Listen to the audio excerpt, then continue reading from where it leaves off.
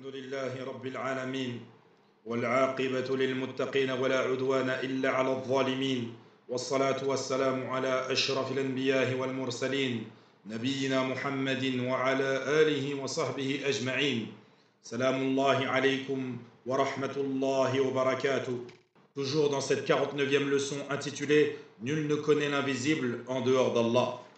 Et nous nous étions arrêtés à l'évocation du hadith d'Abi Hurayrata radiallahu anhu. Il dit que le messager d'Allah sallallahu alayhi wa sallam a dit: il y a 5 choses que seul Allah connaît, et il a récité le verset de Surat Luqman.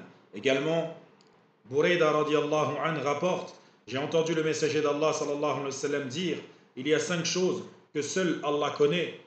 Puis il récita les versets de Surat Luqman dans lesquels Allah azza wa jalla dit: Inna Allah indahu ilmu as-sa'ah wa yunazzilu al-ghayth wa ya'lamu ma fil arham وما تدري نفس ماذا تكسب غدا وما تدري نفس بأي أرض تموت إن الله عليم خبير.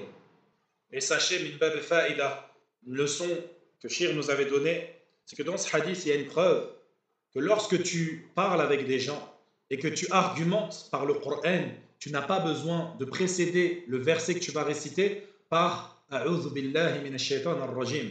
Tu peux directement argumenter sans avoir à dire A'udhu billahi minash shaitanir rajim. Al-isti'adha billah. Également, parmi les plus belles leçons que Shir nous avait données, en tout cas qui m'avait beaucoup touché, c'est que le prophète sallam, sa parole, c'est une preuve, c'est une hujja. Et pourtant, il s'appuie de versets coraniques. Et aujourd'hui, tu as des prédicateurs, entre guillemets, qui prétendent qu'il faut suivre seulement le madhab sans se préoccuper de la preuve. Et que forcément, si le madhab il dit une parole, c'est qu'il a pris une preuve. Et ceci est totalement faux. Parfois, les madhahib n'ont pas la preuve, mais ils ont fait une analogie. Les mashaïr, les savants en tant que tels, lorsqu'ils argumentent, ils argumentent avec des preuves, en général. Mais il se peut qu'une preuve ne leur soit pas parvenue et qu'ils décident de faire une analogie qui leur est propre et singulier, alors que nous devons puiser notre pratique de l'islam du prophète lui-même, sallallahu alayhi wa sallam. Si le prophète, qui est un prophète, dont sa parole est une preuve, il s'appuie des versets pour argumenter, qu'en est-il de nous dans ce cas-là? Subhanallah. Ceci étant dit, Cheikh Mohammed al-Wasabi rahimahullah continue et nous donne une autre preuve de la sunna. D'après Aïcha radiallahu anha, le messager d'Allah sallallahu alayhi wa sallam a dit: personne ne sait ce qui arrivera demain sauf Allah azza wa jalla. Puis une 5e preuve de Rubayya bint Muawiyah Ibn Afra, radiallahu anha, qu'elle lui a dit, le messager d'Allah, sallallahu alayhi wa sallam, rentra chez moi le matin de la consommation de mon mariage et s'assit sur mon lit comme tu es assis maintenant. Il y avait des jeunes femmes qui jouaient du tambourin en évoquant des poèmes. Leurs pères qui sont morts lors de la bataille de Badr, l'une d'elles dit alors: il y a parmi nous un prophète qui sait ce qui arrivera demain. Le prophète sallam dit: ne dis pas cela, continue plutôt à dire ce que tu disais. Et là, ici, on comprend que le prophète sallam a réprouvé la parole de cette fille et il a refusé ses dires en lui disant: ne dis pas cela, continue plutôt à dire ce que tu disais. Ici, on prend une leçon importante avec nos enfants. C'est une enfant qui fait cette erreur. Et on comprend que le prophète sallam, même face à des enfants, où les parents, certains vont dire non, laisse-le, il est innocent, il ne sait pas ce qu'il dit, il ne comprend pas. Alors que le prophète sallallahu alayhi wa sallam, ce n'est pas cela qui nous a enseigné. Quant à lui, il a réprouvé cela et il lui a remise vers le droit chemin. Et ceci est connu du prophète sallallahu alayhi wa sallam. Lorsqu'il entendait du faux, il le rectifiait. Que ça vienne d'une enfant ou d'une personne âgée, comme le hadith de cet enfant esclave qui s'est fait frapper par son maître, car à cause d'elle, un loup avait dévoré une brebis. Le maître, voulant expier cette erreur, est parti voir le prophète sallallahu alayhi wa sallam. Le prophète sallallahu alayhi wa sallam a ordonné à Muawiyah d'apporter cet enfant esclave. Et le prophète lui a posé 2 questions. La première, c'est: où est Allah? Elle répondit: est au ciel, c'est-à-dire au-dessus de sa création, dans l'élévation. Qui suis-je? Tu es le messager d'Allah. Puis il lui a dit: libère-la car elle est croyante. Certains exégètes Sahih Muslim prétendent que dans ce hadith-là, Le prophète sallam s'est tu face au faux.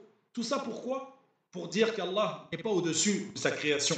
Il est partout, nulle part à la fois, qu'il n'existe pas, il est quelque chose et rien en même temps. A'udhu billah.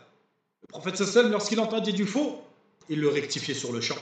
Et lorsqu'il a libéré cet esclave, c'est qu'il a acquiescé, agréé sa parole. Et que la croyance, toutes les croyances que le croyant a, il faut qu'elles soient tirées du Coran ou de la Sunna. Et ça, sans l'ombre d'un doute. Tout ça pour dire que le hadith que nous avons cité d'Arubay bintu Muawiyah ibn Afra radiallahu anha, lorsque ces jeunes filles ont dit du faux, le prophète les a reprises. Également, je reviens sur le sujet de l'élévation d'Allah Azzawajal. Sachez que les preuves, elles sont venues du Coran et de la Sunna. Dans la Sunna, elles sont venues par la parole, par les gestes et par l'acceptation, c'est-à-dire l'agrément du prophète sallallahu alayhi wa sallam. Quant à la parole, plein de hadiths, tels que le hadith Ar-Rahimoun irhamu man fil ard yarhamukum man fis sama. Oh les miséricordieux, faites miséricorde à ceux qui sont sur la terre, celui qui est au ciel vous fera miséricorde. Par le geste, lors de Arafat, lorsqu'il a fait Hajjat al-Wada, lorsqu'il a dit à ses compagnons Hal ballard, ai-je transmis? Puis il pointa du doigt le ciel et il dit Allahumma fashhad, en pointant du doigt ses compagnons au moment de la parole, sois témoin, en mettant son doigt vers le ciel et en disant Allahumma, oh Allah, toi qui es au ciel. Son doigt, il montre qu'Allah est aux cieux. Fashhad, et il pointa son doigt vers ses compagnons. Ceci est une preuve par le geste et par l'agrément, l'acceptation, sans dire un mot et sans faire un geste. Le hadith qu'on a cité précédemment de cet esclave qui avait été frappé par son maître. Et lorsque le prophète lui a posé les deux questions, où est Allah? Elle dit Allah est au ciel. Et elle a montré également du doigt le ciel. Puis qui est Mohammed sallallahu alayhi wa sallam? Elle a dit tu es le messager d'Allah. Puis Shir, il finit ce chapitre par des paroles profitables, telles que celle de Al-Hafidh, qui dit dans le Fath, la science de l'invisible est un des attributs spécifiques à Allah Azza wa Jal. Et tout ce dont le prophète sallallahu alayhi wa sallam informait concernant les choses de l'invisible ne provenait que de ce que Allah lui a révélé. Il ne détenait pas cette science indépendamment. Ça, c'est très important de le comprendre. C'est simple, mais il faut se le répéter. Puis Shir, il finit par une parole qui vient de lui. Sur tout ce qu'il a évoqué en 3 cours, nous avons évoqué que des versets, que des hadiths. Et maintenant, Shir, il prend la parole. Pour dire quoi? Il dit, d'après ces éminents versets et nobles hadiths prophétiques, il apparaît clairement au lecteur, clairvoyant, le mensonge dans lequel sont plongés les voyants, les devins, les astrologues, faits de charlatanisme et de supercherie.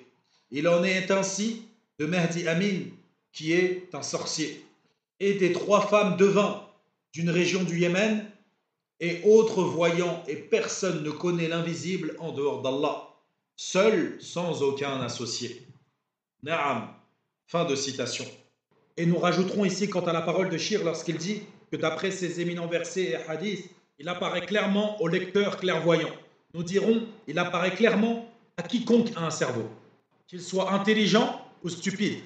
À partir du moment où tu as un cerveau et que tu entends des preuves aussi claires, tu ne peux que te soumettre. C'est évident, mais on se doit de le répéter comme le prophète sallallahu alayhi wa sallam faisait. Il savait que ses compagnons n'étaient pas sur le shirk, mais il leur rappelait ce qu'était le shirk pour qu'ils puissent s'en prémunir. Et c'est ce qu'on fait dans les cours d'unicité. Et on répète que tout ce que le prophète sallallahu alayhi wa sallam nous a informé de l'avenir, ce sont les choses que Allah lui a révélées. Il ne les a pas dites indépendamment de la révélation. Wallahu a'lam wa sallallahu wa sallam ala nabiyyina Muhammad wa ala alihi wa sahbihi wa sallam.